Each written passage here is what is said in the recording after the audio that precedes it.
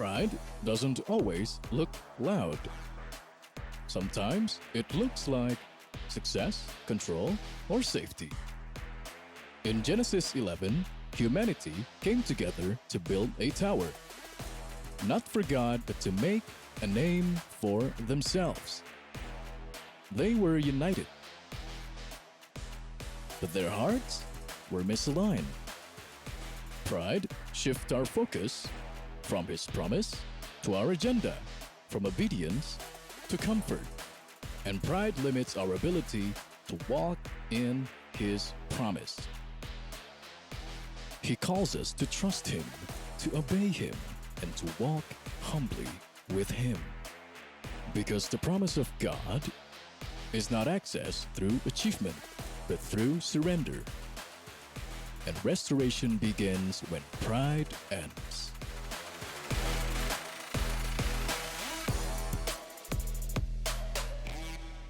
Ini ya kesombongan adalah sesuatu yang tidak mengenakan. Topik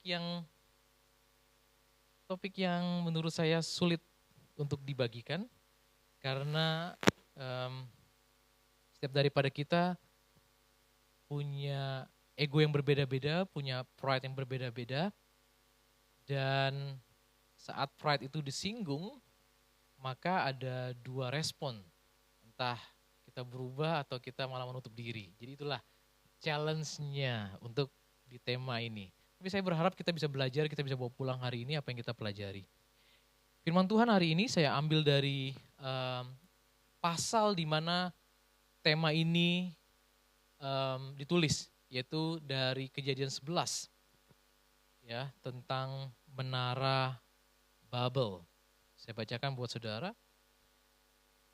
Adapun seluruh bumi, satu bahasanya dan satu logatnya.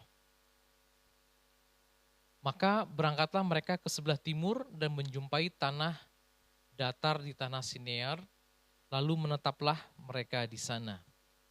Jadi yang kata mereka di sini adalah keturunan Nuh. Jadi setelah air bah, Nuh memiliki 3 anak, dan dari tiga anak itu lahirlah 70 bangsa katanya. Dan mungkin mereka tinggal di daerah pegunungan karena memang landingnya perahu itu di pegunungan. Dan mereka dikasih mandat sama Tuhan, Nuh, bahwa sama seperti Adam dikatakan beranak cuculah dan bertambah banyaklah, penuhilah bumi. Lalu mereka pergi, ya. Tapi setelah mereka menemui tanah datar, ya, dan mereka nggak mau pergi. Mereka berkata seorang pada yang lain, marilah kita membuat batu bata dan membakarnya baik-baik. Lalu bata itulah dipakai mereka sebagai batu dan tergala-gala sebagai tanah liat. Jadi mereka memutuskan untuk membangun suatu kota bukan dengan batu natural, bukan dengan batu yang ada, ya. Tapi mereka mau membangun dengan batu bata, buatan sendiri. Dan juga tergala-gala ini maksudnya adalah suatu bahan di mana itu anti air, ya. Dan juga kata mereka, marilah kita dirikan bagi kita sebuah kota dengan sebuah menara yang puncaknya sampai ke langit, dan marilah kita cari nama supaya kita jangan terserak seluruh bumi. Dan mereka tidak percaya akan janji Tuhan, bahwa Tuhan berjanji kepada mereka yang hidup di situ. Karena kalau saudara hidup di situ mungkin saudara akan takut. Kenapa? Karena satu bumi itu habis. Dan mereka pengen, bagaimana kalau Tuhan mengulang kembali air bah. Dan mereka pengen membangun suatu menara, di mana menaranya anti air, dan mereka bisa terhindar daripada air bah tersebut. Dan mereka gak percaya dengan karakter Tuhan, bahwa dia setia, bahwa kalau dia berjanji gak akan mengirimkan air bah lagi, tapi mereka mengandalkan kekuatan mereka, dan mereka gak mau ikut perintah Tuhan untuk memenuhi bumi. Lalu turunlah Tuhan untuk melihat kota dan menara yang didirikan oleh anak-anak manusia itu. Dan ia berfirman, mereka ini satu bangsa dengan satu bahasa untuk semuanya. Ini barulah permulaan usaha mereka. Mulai dari sekarang apapun juga yang mereka rencanakan tidak akan dapat terlaksana. Baiklah kita turun dan mengacau balakan di sana bahasa mereka sehingga mereka tidak mengerti lagi bahasa masing-masing. Jadi kurang lebih saya merasa bahwa mereka nggak akan lupa ingatan, tapi saat mereka mau ngomong batu gitu ya, misalnya saat itu mereka ngomong pakai bahasa Indonesia misalnya, yang keluar itu adalah berikan saya batu. Dan tiba-tiba ngomongnya pakai bahasa Inggris, give me stone. Dan mereka nggak ngerti, what you talking about. Sehingga saudara kalau saudara pernah bicara sama orang yang gibberish, yang ngomongnya, saudara pasti juga nggak betah kan. Ya, pernah punya kerabat kerja atau bukan kerabat sih, saudara yang pernah mengalami stroke, terutama stroke yang di lidah. Saat mereka nggak bisa ngomong dengan jelas, dan saat kita ajak ngomong, dan mereka ngomongnya juga nggak nyambung, dan mereka juga frustrasi akhirnya. Akhirnya udah mendingan saya diem aja. Nah akibatnya gitu. Nah ini yang terjadi antara mereka, berikan aku air, berikan aku batu. Tapi yang di pikiran mereka batu, yang keluar bukan batu gitu. Bahasa lain. Dan mereka nggak mengerti lagi bahasa masing-masing. Demikianlah mereka diserahkan Tuhan dari situ ke seluruh bumi. Dan mereka berhenti mendirikan proyek itu, kota itu. Itulah sebabnya sampai sekarang nama kota itu disebut Babel. Karena disitulah dikacau balaukan Tuhan, bahasa seluruh bumi, dan dari situlah mereka diserahkan Tuhan ke seluruh bumi. Nah firman Tuhan hari ini saya beri judul, Build Your Altar. Bangun mesbahmu. Apa hubungannya sama yang kita baca tadi? Nanti kita akan pelajari. Build your altar. Babel artinya adalah confusion. Dan Babel ini adalah suatu culture yang diperkenalkan dan dipelihara lintas generasi oleh iblis untuk melawan Tuhan.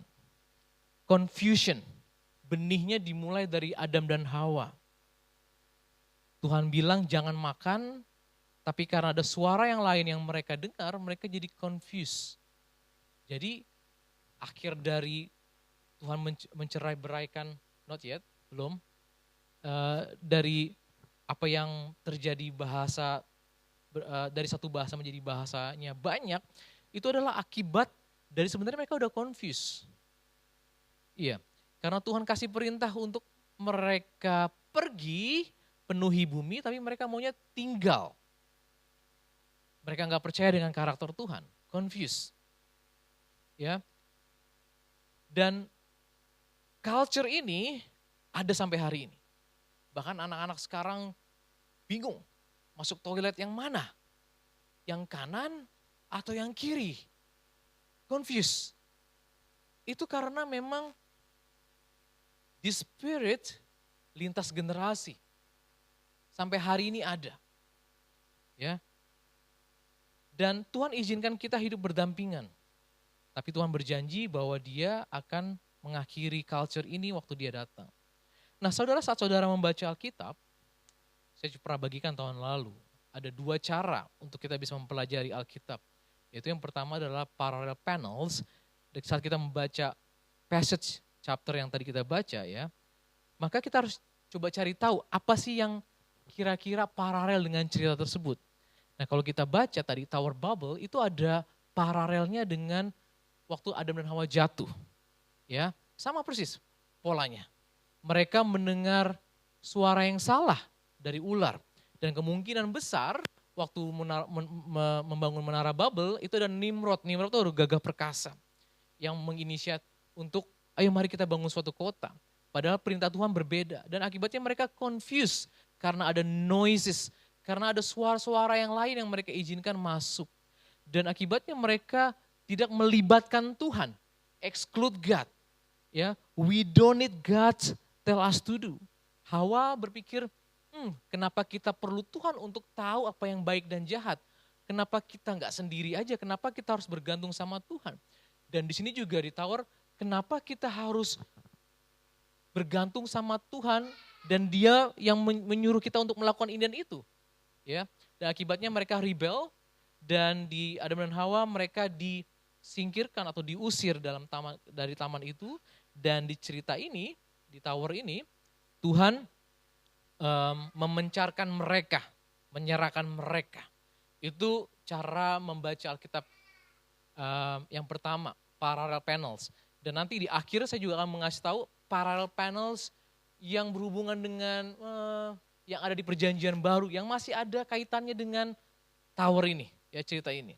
Dan yang teknik yang kedua adalah teknik kaistik, seperti huruf X. Di mana itu adalah mirroring, cermin. Ya, cermin. Dan biasanya polanya itu adalah ada A and prime A, B prime B, C prime C. Ya. Polanya berulang, tapi kalau kita melihat ada sesuatu yang gak berpola, maka itu adalah suatu pokok dari chapter tersebut. Ya. Dan dari kalau kita baca tadi di tentang cerita Menara Babel, itu polanya sama. Ya. The whole earth has one language. Diakhiri dengan multi language, jadi ada kata bahasa di sana. People journey to a place, ya, dan menamakan sinar, juga people scatter dan menamakan bubble. Dan orang tersebut berkata, come and let us, dan Tuhan juga berkata, come and let us. Dan kemudian city and tower berulang juga di ayat 5, city and tower. Tapi ada satu yang tidak terulang, yaitu God comes down. Ya, God comes down. Pertanyaan saya begini, kalau Tuhan memang berkuasa dan Tuhan itu bisa melihat dari mana aja, kenapa dia harus turun? Benar gak? Kenapa dia harus turun? Why? Dibilang let us, marilah kita turun. Apakah Tuhan gak bisa melihat tanpa dia harus turun? Kenapa harus ada kata turun di sini? Nah, ini adalah highlight dari chapter ini, ya.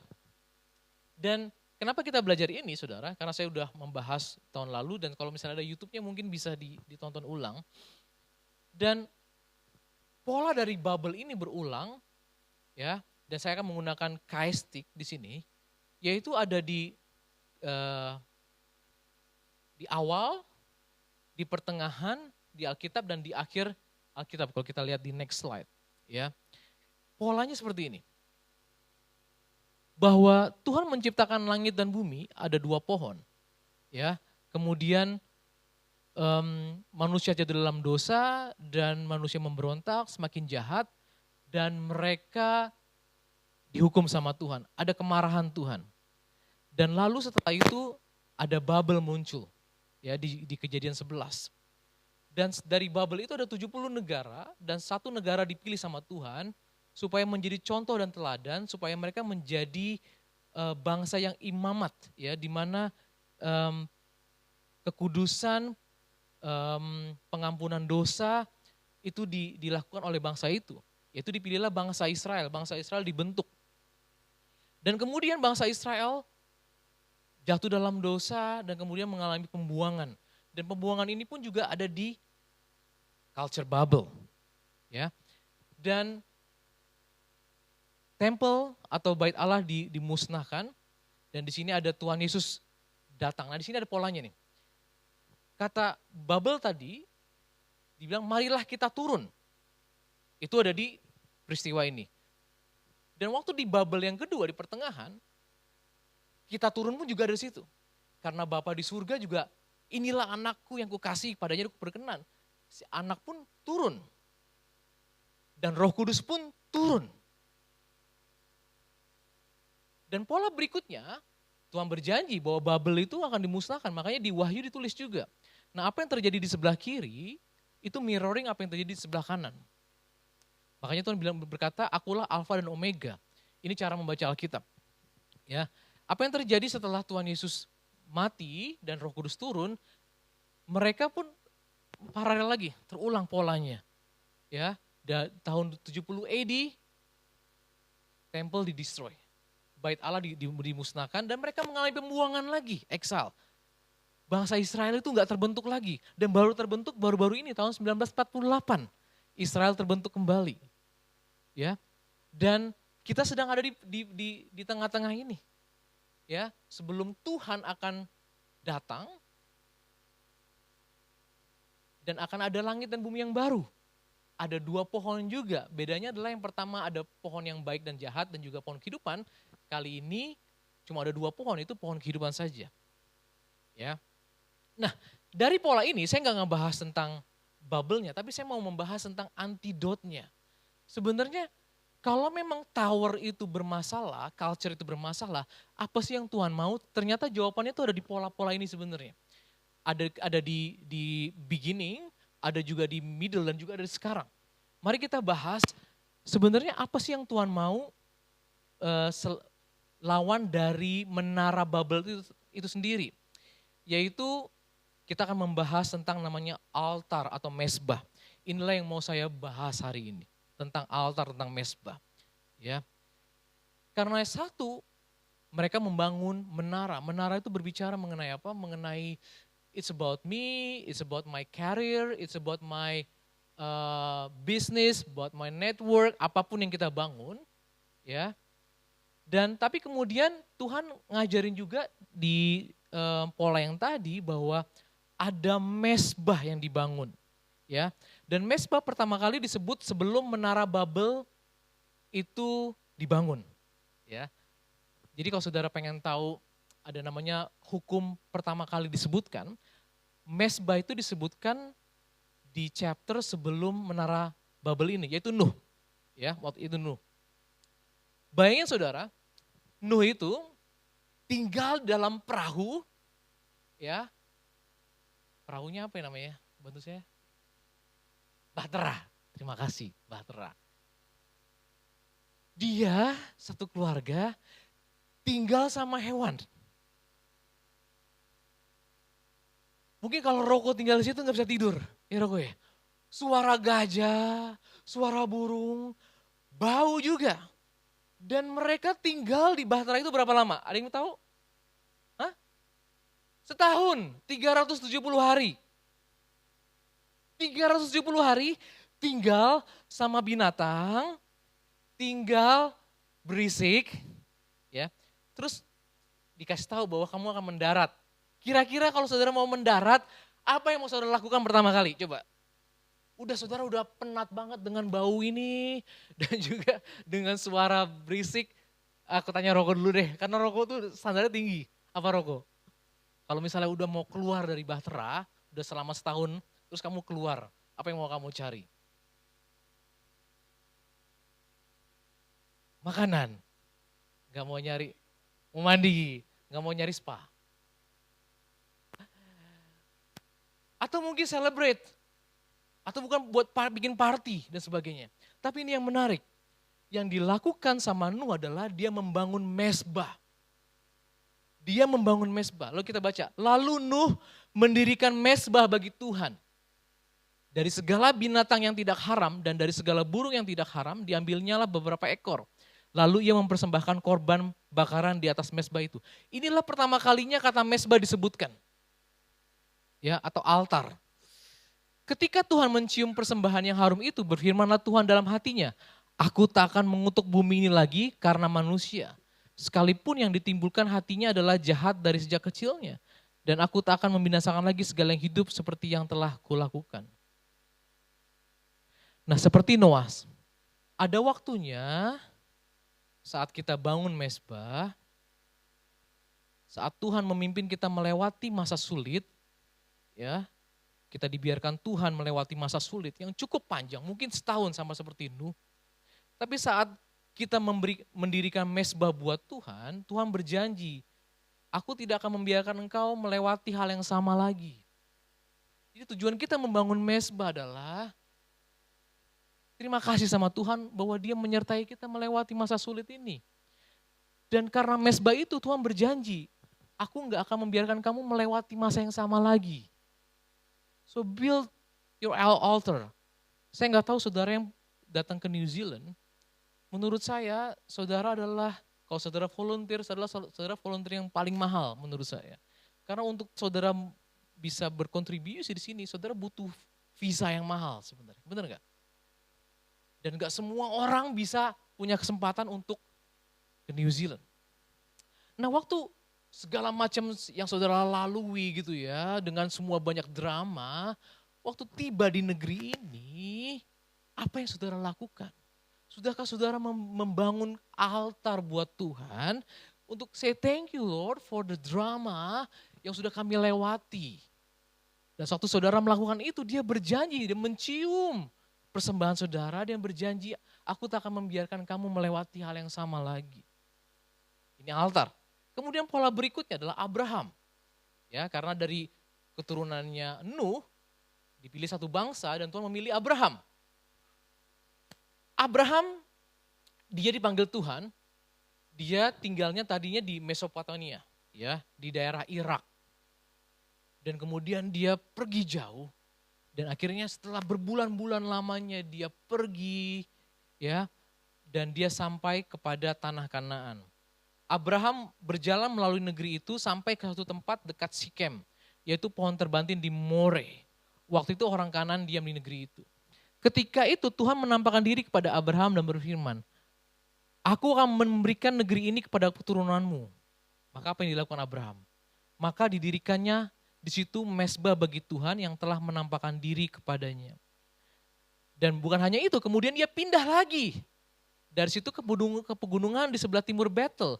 Yang memasang kemahnya dengan Betel, yang saat itu namanya bukan Betel, yaitu Luz di sebelah barat dan Ai di sebelah timur. Lalu ia mendirikan di situ mezbah bagi Tuhan dan memanggil nama Tuhan. Nah, Abraham membangun mezbah walaupun dia belum kaya saat itu. Belum. Dia membangun mezbah walaupun dia belum punya anak saat itu. Janjinya belum tergenapi, tapi dia memilih untuk membangun mezbah buat Tuhan. Dia thank God in advance.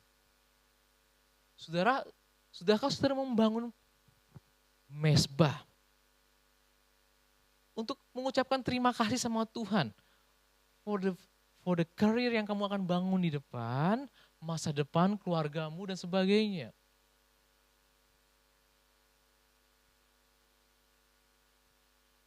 Sesudah itu, ada lagi nih, cerita lagi.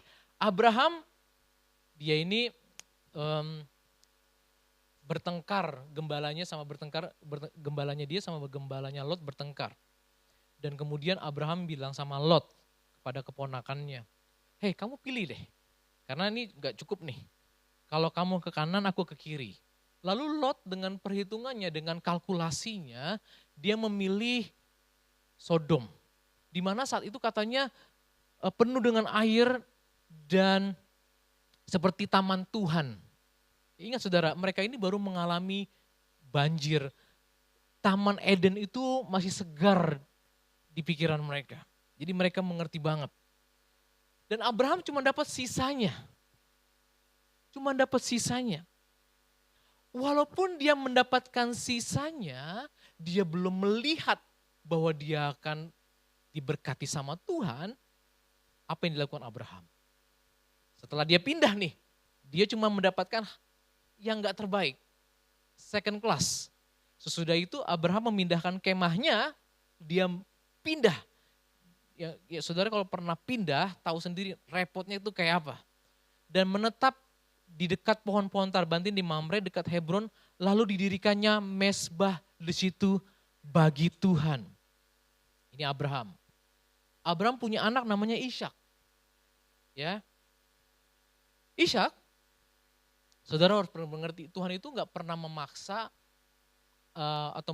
memaksa anaknya Abraham untuk percaya sama Tuhan. Ada satu perjalanan sama seperti saudara percaya sama Tuhan, dan Tuhan harus deal dengan anak saudara untuk mereka percaya sama Tuhan. Ya. Dan di sini Ishak dia belum firm bahwa Tuhan yang dia sembah itu adalah Tuhan yang disembah oleh Abraham bapaknya. Dan kemudian setelah Abraham meninggal, Ishak ini pergi dan kemudian ada kelaparan di tanah Filistin dan dia menabur di tanah Filistin. Dan akibatnya dia menjadi kaya di negeri itu. Katanya Alkitab mencatat bahwa Ishak diberkati, bahkan diberkati dengan melimpah, dan ada kata lebih berkuasa dari raja, yaitu namanya Abimelek, yang sangat membenci dia. Saat dia diberkati melimpah, apa yang dia lakukan? Dari situ ia pergi ke Beersheba, lalu pada malam itu Tuhan menampakkan diri kepadanya serta berfirman, akulah Allah ayahmu. Ya, ingat gak? Tuhan mau memperkenalkan kepada Ishak, aku ini Allah bapakmu loh. Ya, janganlah takut, sebab aku menyertai engkau. Aku akan memberkati engkau dan membuat banyak keturunanmu karena Abraham hambaku itu. Dia mau memberkati Ishak karena Abraham, karena bapakmu loh. Sesudah itu apa yang Ishak lakukan? Ishak mendirikan mesbah di situ dan memanggil nama Tuhan. Ia memasang kemahnya di situ, lalu hamba-hambanya menggali sumur di situ. Kita lihat juga patternnya, kenapa kita harus membangun mesbah? Jangan lupa saat kita diberkati sama Tuhan melimpah, build the altar, bangun mesbah buat Tuhan. Karena kita cenderung akan membangun tower, menara. Lihat nih, aku lebih kaya dari kamu. Aku lebih punya pengaruh daripada kamu. Networkku tuh lebih luas daripada kamu. Ya. Ini Ishak. Siapa anaknya Ishak? Ada 2 ya. Namanya adalah Esau dan Yakub. Nah, Tuhan kali ini deal sama Yakub. Nah, saudara harus mengerti kenapa kita harus membangun mesbah. Karena ini demi keturunan kalian, keturunan kita. Supaya anak-anak kita tuh mengerti waktu mesbah itu dibangun, mereka tahu, oh ini tentang Tuhan. Nah kita lihat sekarang generasi keberapa? Udah Abraham, sekarang Ishak, dan sekarang Yakub. Ya, keesokan harinya pagi-pagi Yakub memanggil batu yang dipakainya sebagai alas kepala dan mendirikan itu menjadi tugu dan menuang minyak ke atasnya. Konteksnya, Yakub saat itu takut sama Esau, saudara kembarnya. Esau itu mau bunuh dia.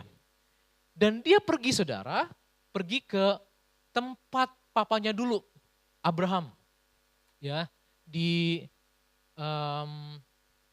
Haran namanya, di Haran. Dan saudara, Yakub itu pergi ke sana tuh cuma bawa tongkat. Dia nggak bawa apa-apa. Nggak punya harta sama sekali, cuma bawa tongkat. Dan di situ Tuhan menampakkan diri, lalu ia menamai tempat itu Bethel. Dahulu nama kota itu Luz, ya, nama saya, Luz, gampang sekali. Lalu bernazarlah Yakub, karena dia belum tahu apakah saya akan, saat itu banyak Tuhan, banyak dewa. Jika Allah katanya akan menyertai dan akan melindungi aku di jalan yang kutempuh ini, memberikan kepadaku roti untuk dimakan dan pakaian untuk dipakai, sehingga aku selamat kembali ke rumah ayahku, maka Tuhan akan menjadi Allahku. Maka Tuhan yang disembah sama Abraham, Ishak akan menjadi Allahku juga. Dan batu yang kudirikan sebagai tugu ini akan menjadi rumah Allah. Dia belum membangun mesbah, cuman taruh batu. Cuman di mark, ya aku taruh nih tanda. Dari segala yang engkau berikan kepadaku akan selalu kupersembahkan 1/10 kepadamu. Nah dia ngomong lagi apa? Lagi cuma bawa pegang tongkat, gak ada apa-apa di tangannya. Tapi dia udah berjanji bahwa Tuhan, kalau Tuhan memberkati aku memberikan 1/10 kepadamu. Ternyata prinsip ini udah di zamannya Yakub. Nah ada yang menarik di sini, dia berani loh ngerubah nama kota itu dari namanya Luz menjadi apa? Menjadi Bethel. Bethel itu artinya ada dua kata. Bethel, Bait, El. Bait itu artinya rumah. El itu artinya Tuhan, ya, rumah Tuhan. Dan dia belum bangun mesbah di situ. Tapi kita akan lihat kepanjangannya gimana. Nah, tibalah dia di tempat kampung kakeknya. Dan setelah dia udah diberkati, dia kayanya minta ampun. Tadinya dia cuma bawa tongkat, kemudian dia mau pulang lagi nih ke rumah papanya. Dia udah punya istri, udah punya anak-anak, ya Yusuf juga udah lahir di situ, ternaknya banyak sekali, dan dia mau pergi pulang ke rumah Ishak. Ya. Dalam perjalanannya dari Padan Aram, sampailah Yakub dengan selamat ke Sikem. Ini Sikem kalau saudara baca tadi Abraham ke Sikem, dia membangun mesbah, itu di sini tempat yang sama. Lalu ia berkemah di sebelah timur kota itu. Kemudian dibelinya lah dari anak-anak Hemor, bapak Sikem sebidang tanah, tempat ia memasang kemahnya dengan harga 100 kesita. Ia mendirikan mesbah di situ dan dinamainya Allah Israel ialah Allah. Dan dia baru sampai kepada tempat ini dan dia bangun mesbah. Setelah ia berhasil dari hanya bawa tongkat, setelah dia punya istri dan anak, dan dia punya uang karena dia perlu uang untuk membeli tanah tersebut, ia mendirikan mezbah. Saudara yang sekarang sudah punya uang, saudara punya rumah, saudara punya kenyamanan, pertanyaan saya cuma simple. Apakah bait atau mezbah itu ada dalam hidup saudara dan saya? Karena ini adalah antidot dari tower itu tersebut. Ya, tower atau menara itu adalah suatu pride atau kesombongan. Tapi di sini diajarkan bahwa ternyata yang Tuhan mau adalah kita membangun mezbah. Katakan sama-sama mezbah. Ya. Lalu, udah ini baru di tengah jalan nih belum nyampe. Udah nyampe di sana, Tuhan ngomong, ini Tuhan yang ngomong di ayat 2, cuma saya nggak tulis. Tuhan ngomong di ayat 2, pergilah kamu ke tempat di mana kamu pertama kali itu loh, yang kamu ketemu sama aku, kamu bangun tugu katanya. Yang waktu kamu cuma punya tongkat, Tuhan ngomong bangunlah mezbah. Jadi dengan kata lain Tuhan juga pengen memerintahkan Yakub untuk bangunlah mezbah.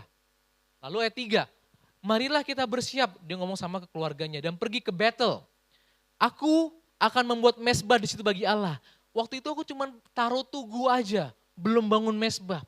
Yang telah menjawab aku pada masa kesesakanku dan yang telah menyertai aku di jalan yang kutempuh. Sudahkah saudara membangun mezbah di mana buat Tuhan yang sudah menjawab kesusahan saudara dan saya? Masa kesesakan, ini malah sesak banget gitu loh. Dan mereka, Tuhan juga ngomong, Yakub juga ngomong gini, tapi jangan bawa lagi dewa-dewa asing ya. Dan mereka setuju, ya istrinya juga setuju. Mereka menyerahkan kepada Yakub segala dewa asing yang dipunyai mereka dan anting-anting yang ada pada telinga mereka. Lalu Yakub menanamnya di bawah pohon yang besar dekat Sikem. Let them go. Sesuatu yang asing, yang najis, yang tidak berkenan kepada Tuhan, kita harus berani kuburin. Mahal ini harganya. Ini antingnya mahal loh. Ini lumayan loh. Tapi mereka berani untuk tinggalkan itu semua. Lalu sampailah Yakub kemana? Ke kota yang tadi dia sebut itu Luz. Yang di tanah Kanan, yang dia rubah namanya jadi Betel. Ia dan semua orang yang bersama-sama dengan dia, didirikannya lah mezbah itu. Dan dinamainya tempat itu El Betel. Dari Betel jadi El Betel. Karena Allah telah menyatakan dirinya kepadanya di situ ketika ia lari terhadap kakaknya. Ya, kenapa saya ngomong itu semua? Saya cuma membangun framework bahwa pola yang Tuhan mau di sini adalah ada kata altar yang berulang-ulang, mezbah yang berulang-ulang. Dan saudara harus menangkap ini karena ini harus kita bangun. Ya, kita bangun. Karena yang menghindari Nuh dari murka Tuhan itu karena ada yang membedakan dia. Ya. Dan Tuhan mau mencari orang yang membangun altar. Pertanyaan saya hari ini, what are you building now? What are you building now? Is it tower or altar? Menara atau mezbah? Karena tanpa kita sadari, kita ini sedang membangun menara. Ya, karena ada noises, ada distraction, ada suara-suara yang membuat kita secara nggak langsung jadi sombong. Kita nggak sadar. Semata-mata apakah hanya karir saja yang kita bangun, hanya bisnis saja yang kita bangun, network, dinasti, karisma, kekayaan? Coba saudara yang jawab sendiri. Apa yang saudara sedang bangun sekarang? Saya mengerti bahwa saudara sedang ada di New Zealand. Ada sesuatu yang saudara kejar juga, ada resident visa juga yang saudara kejar. Tapi jangan kita salah membangun. Karena tadi firman Tuhan yang kita baca pagi awal-awal tadi ya, awal ibadah. Kalau bukan Tuhan yang membangun rumah, sia-sialah orang membangunnya. Kalau bukan Tuhan yang membangun keluarga kita, kalau bukan Tuhan yang membangun karir kita, sia-sialah kita membangunnya. Karena bangsa itu, ya orang di Babel, mereka udah bangun loh, udah mulai bangun loh. Udah buat batu bata, udah buat tar, mereka udah mulai bangun. Mungkin mereka udah spend bertahun-tahun. Tiba-tiba bang. Nah hati-hati saudara. Mungkin kita terjebak, kita cuma kejar, bangun. Tanpa kita sadari bahwa maunya Tuhan itu bukan tower. Karena dalam sehari bisa berhenti itu project. Dalam sehari bisa stop itu project. Jadi kalau kita salah mengejar, salah membangun, karena kalau bukan Tuhan yang bangun sia-sia katanya. Kalau bukan Tuhan yang menjaga suatu kota, sia-sia orang yang menjaganya. Sia-sia kita menjaga kekayaan kita, kita punya safety net, menjaga properti kita, kalau bukan Tuhan yang menjaganya. Kita tinggal di New Zealand yang fragile menurut saya. Perangnya aja ada di Timur Tengah, bensinnya langsung naik udah hampir $4. Saudara mau ngandelin siapa coba? Mau nimbun bensin gitu. Ada hari nanti Tuhan akan menggoncangkan siapa yang kita bangun sebenarnya. Kalau saudara pikir saudara nyaman lari ke sini, saya mau kasih tahu kita tuh jauh dari mana-mana. Ya, kalau port kita terputus, nggak ada bahan makanan. Pisang kita masih import. Menurut saudara babi import nggak? Brian pakar babi masih import, mostly. Bayangin babi aja masih import. Kita kalau nanam something itu cuma di summer sama dari mana? Dari spring ya? Spring summer. Saudara mau makan nanti cuma makan buah kiwi doang gitu. Ya, saya mau kasih tahu, kita nih fragile sebenarnya di sini. Siapa yang apa yang kita bangun sekarang? Ya.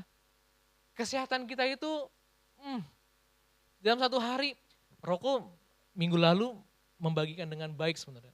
Itu ada hal-hal yang tersembunyi. Raja Nebukadnezar dalam sehari kehilangan akal budinya. Jadi gila tau gak? Jadi gila. Orang yang mengandalkan dirinya sendiri bisa lost mind. Ini orang tadi membangun menara itu langsung hilang akalnya, gak ngerti. Ise itu artinya nggak tahu kan?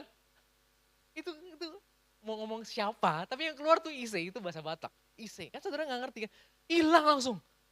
Bayangin, dalam sehari kacau. Siapa yang saudara bangun? Ya, apa yang saudara bangun? Tower atau altar? Itu pertanyaan buat kita. Nah, sekarang pertanyaan saya, apa definisi altar? Ya, dari semua tadi yang kita baca panjang banget loh. Saya sengaja. Dari Nuh, Abraham, Ishak, Yakub. Sekarang definisi altar apa? Dari semua yang kita baca, saya dapat simpulkan bahwa altar is a place that can remind you who God is. Altar adalah tempat di mana bisa mengingatkan kita siapa Tuhan dalam hidup kita. Karena ingat, bangsa Israel pun juga membangun altar. Ingat tadi polanya yang saya bilang di awal itu di sebelah kiri. Mereka membangun altar loh. Abraham, Ishak, Yakub ya. Tapi kemudian setelah Israel terbentuk, mereka bangun altar untuk Baal, untuk dewa-dewa yang lain. Jadi a place that can remind you who God is. Punya altar tapi harus Tuhan yang benar, bukan Tuhan yang salah. Nah saya mau mengkoreksi kita semua kalau kita punya cara pandang yang salah tentang Tuhan. Oke. Tuhan yang kita sembah haruslah ya waktu kita membangun altar. Waktu kita membangun altar is a place where God can remind us who God is. Dalam rumah saudara itu bisa kamar saudara. Mungkin bisa mobil saudara, di mana saudara langsung teringat. Oh, inilah tempat aku diingatkan bahwa Tuhan adalah yang mau kita pelajari. Yang pertama, God is our judge. Karena banyak orang Kristen juga, saya akuin. Melihat Tuhan itu sebagai Tuhan yang baik doang, yang kadel tuh enggak? Yang manis. Mereka lupa bahwa Tuhan yang kita sembah itu adalah a judge. Hakim yang adil. Hakim yang adil itu adalah hakim yang harus memuaskan hukum, benar nggak? Kalau hakimnya korup, maka bisa di-bribe, bisa disogok. Tuhan kita itu hakim yang adil. Dan kesalahan kita, dosa kita itu nggak bisa disogok dengan perbuatan baik kita. No. The law must be satisfied. Hukum itu harus dipuaskan. Perbuatan kita, perbuatan baik kita itu seperti, ada yang bantu saya? Kain yang kotor. Perbuatan baik kita. Jadi kita harus menyadari bahwa waktu kita bangun altar, ya, altar itu harus mengingatkan bahwa Tuhan yang kita sembah adalah pertama, He's a judge.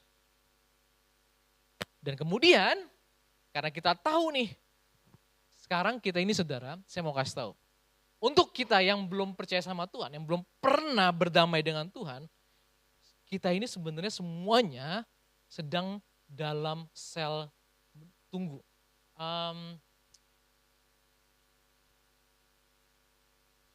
Solitaires, bener ya namanya in English. Itu yang sel untuk menunggu sebelum saudara dieksekusi. Ya.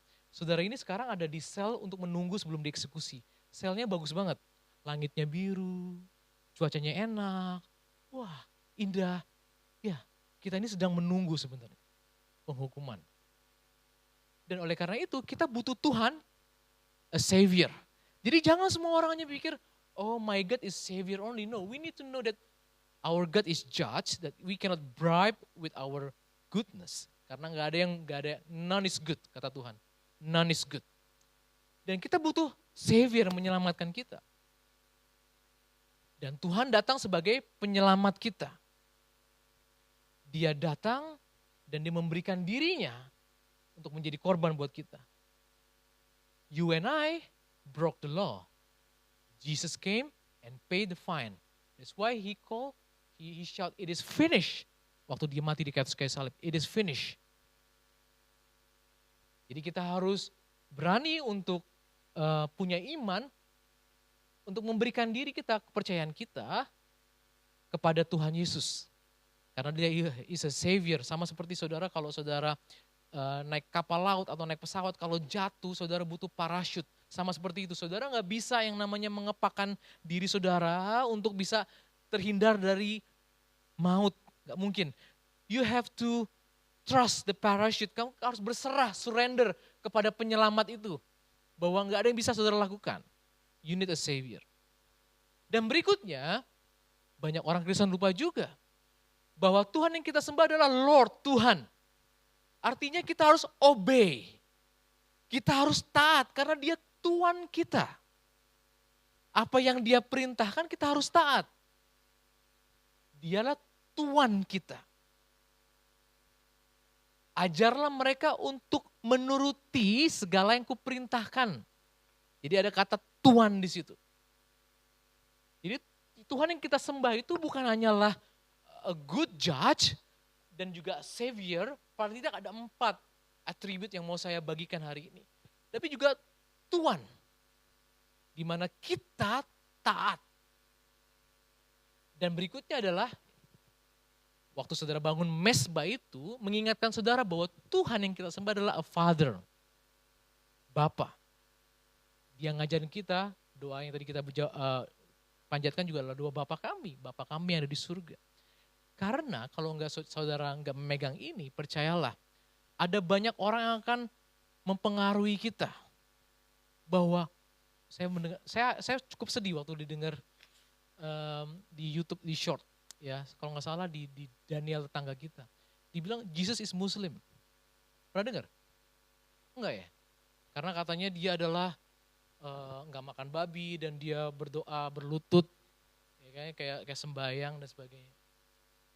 Ini kalau orang Kristen nggak tahu bahaya, kemungkinan besar bisa log out, ya. Login ke another server. Tapi saya mau kasih tahu, cuma di kekristenan aja lah yang dimana Tuhan Yesus memang berlutut, tapi dia address God as a father. Bapa. Agama lain gak ada yang mengajarkan bahwa memanggil Tuhannya Bapa, enggak. Musyrik. Gak boleh. Gak boleh. Ya. Jadi Cuman di Kristen saja, bahkan di Yesaya dikatakan apa? Bapa yang kekal, everlasting God. Tadi kita juga menyanyi ada Bapa yang kekal. Old Testament ngomong Bapa juga, New Testament juga ngomong Bapa juga. Bapa is source. Ya. Jadi hati-hati, sekarang banyaknya pengajaran minta ampun yang membuat kita tersesat. So, the altar that we build remind us who God is. Selain dari tadi yang kita udah bahas, waktu Nuh melewati kesulitan itu, dia membangun mezbah. Dan Tuhan bilang apa? Kamu gak akan mengalami itu lagi. Waktu Abraham dijanjikan suatu kelimpahan, walaupun dia belum melihatnya, dia belum punya anak, dia mendirikan mezbah. Ishak dan Yakub dan demikian juga. Tapi poin dari semuanya ini, waktu kita bangun altar bukan tower adalah untuk remind us who God is. Jangan pikirnya cuman Tuhan kita adalah Tuhan yang baik, yang memang cuman menyelamatkan kita.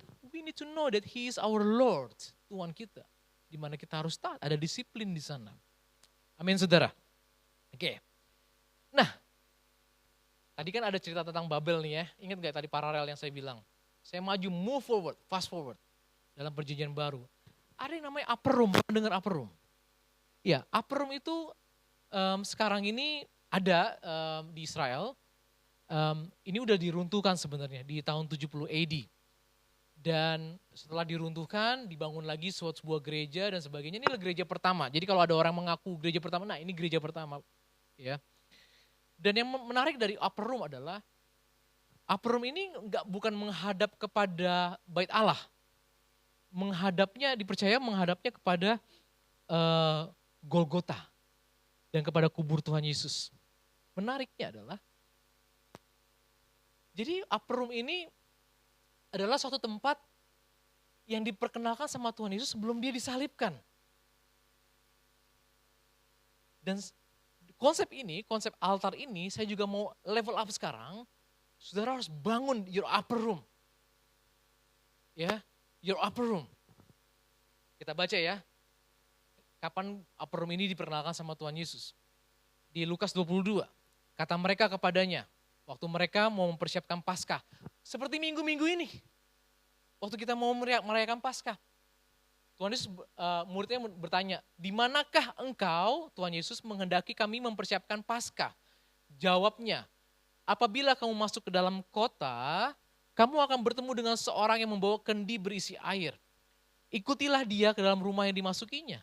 Dan katakanlah kepada tuan rumah itu, guru bertanya kepadamu. Dengan kata lain dia salah satu murid juga, tapi murid yang kaya. Guru bertanya kepadamu, di manakah ruangan tempat aku bersama-sama dengan murid-muridku akan makan Paskah? Lalu orang itu menunjukkan kepadamu sebuah ruangan atas, upper room, yang besar, yang sudah lengkap, disitulah kamu harus mempersiapkannya. Jadi semenjak itu, this upper room itu jadi base campnya murid-murid Tuhan Yesus. Hal yang menarik, kita baca ya berikutnya. Di Kisah Rasul 1, setelah Tuhan Yesus bangkit dan dia naik ke surga, gitu ya. Murid-murid berkumpul, ya, berkumpul di mana?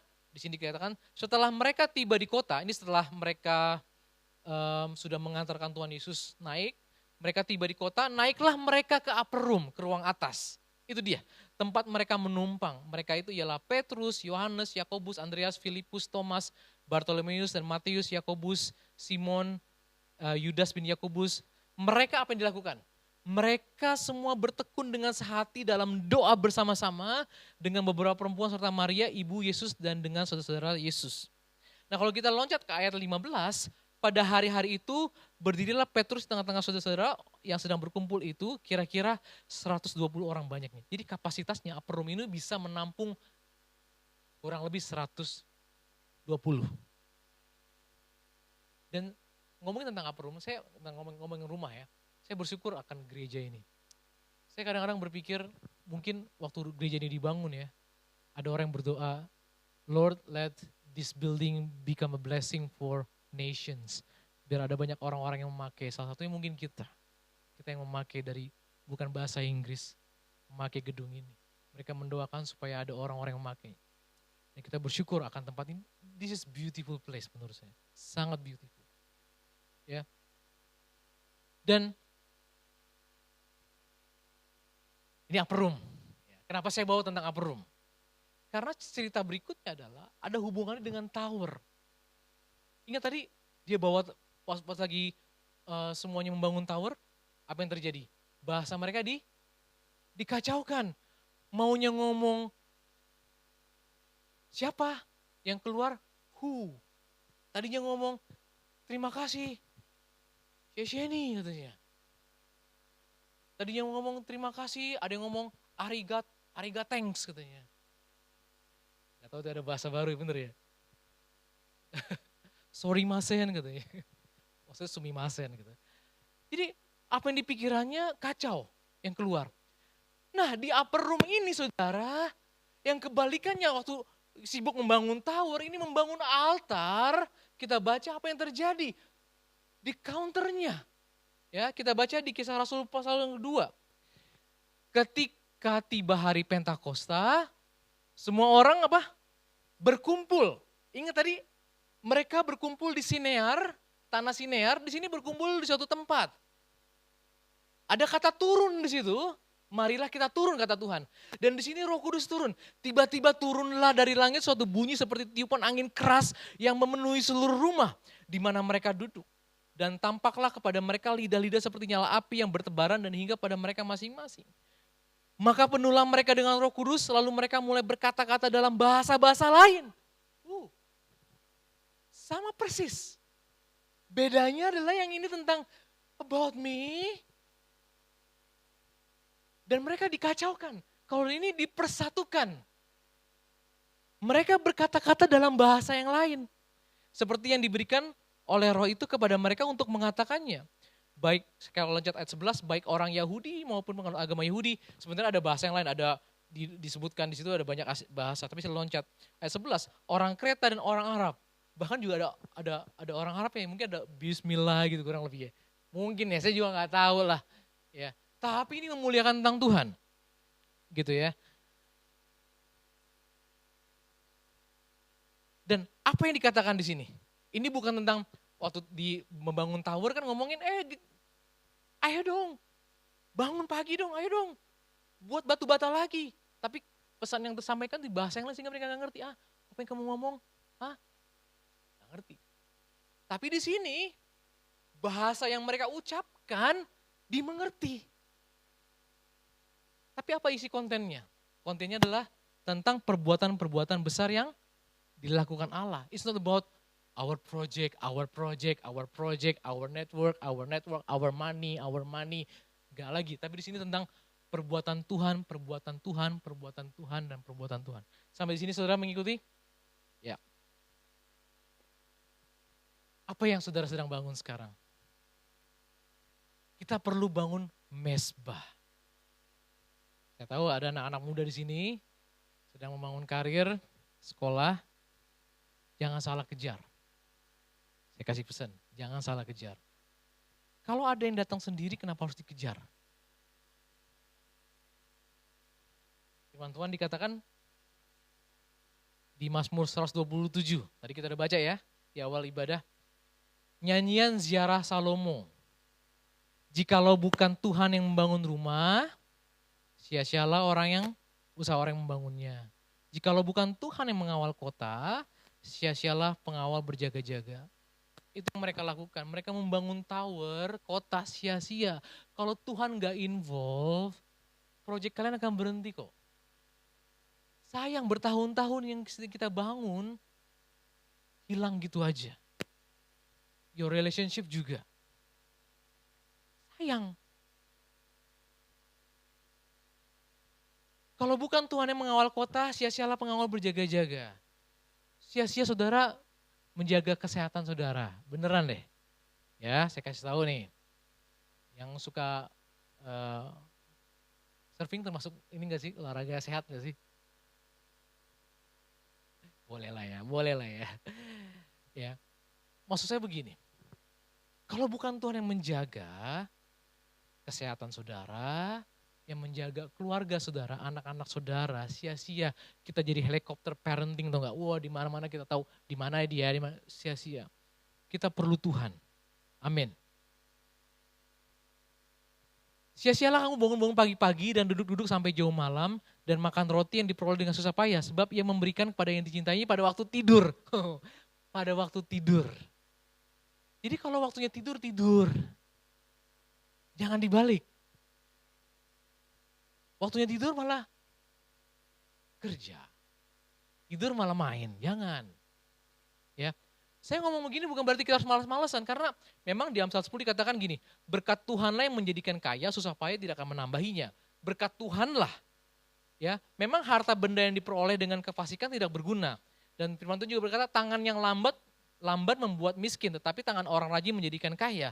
Siapa yang mengumpulkan pada musim panas, ia berakal budi, siapa tidur pada waktu panen membuat malu. We know the season. Bukan berarti kita malas. Tapi kalau kita cuma mengejar itu, you never know yang sekarang masih punya mortgage interest rate bakal enggak.